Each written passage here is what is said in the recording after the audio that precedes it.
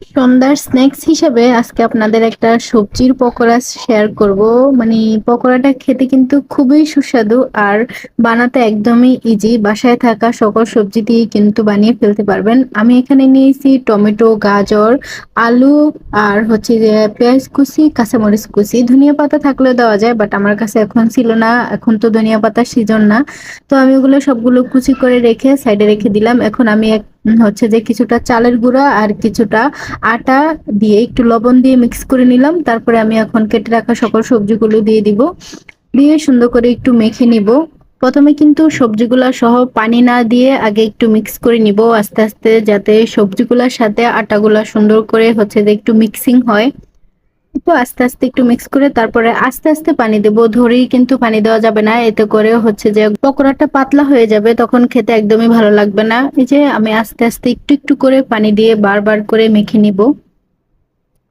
প্রথমবার হালকা একটু পানি দিয়ে একটু মিক্স করে নিলাম, এখন আঠালো একটা ভাব হয়েছে। তারপর হাতের আন্দাজে আরেকটু পানি দিয়ে দেব। দেখেন আমি অল্প অল্প করে পানি দিয়ে কিন্তু বারবার মিক্স করে নিচ্ছি। এখন কিন্তু প্রায় হয়ে গেছে মিক্সটা। মিক্সটা কিন্তু প্রায় কমপ্লিট। এই যে দেখেন হাতের ভিতরে এখন ছোট আমরা যেরকম পেঁয়াজু ভাজি সেরকমই করা গেছে। এই যে ডোটা আমার একদম কমপ্লিট। এখন কড়াইতে তেল দিয়ে তেলটা একটু গরম হয়ে গেলে চুলার আঁচটা কমিয়ে দিয়ে সুন্দর করে ভেজে নিব। কেউ চাইলে বড় বড় করে দিতে পারেন বা ছোট করে দিতে পারেন, যার যেরকম ইচ্ছা ওরকম করে ভাজা যায়।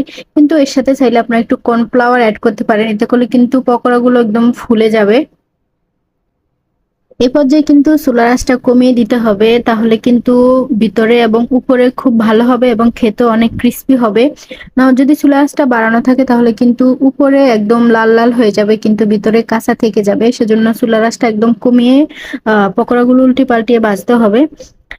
এই যে প্রথম পিঠ প্রায় হয়েই গেছে, এভাবে বারবার উল্টে পাল্টিয়ে লাল লাল করে ভেজে নেব। কেউ চাইলে ব্রাউন কালার করতে পারেন বা একটু গাঢ় কালো, কিন্তু ভিতরে হয়ে গেলেই হয়েছে। এই তো আমার প্রায় ভাজা কমপ্লিট, এখন হচ্ছে খাওয়ার পালা।